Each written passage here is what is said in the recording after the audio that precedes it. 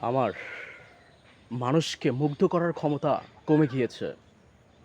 এখন আমি ঘৃণা জমাই মানুষের বুকে। মানুষ এটাই ভাবছে। ভাবলে ভাবুক, না ভাবলে নাই ভাবুক।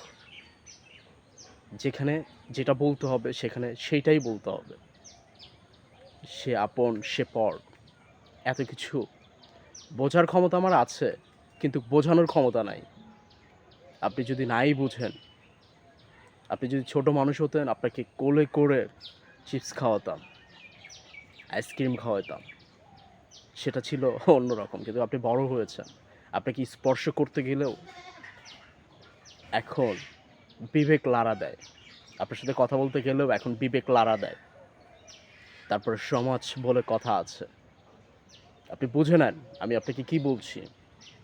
আপনাদেরকেই বলছি।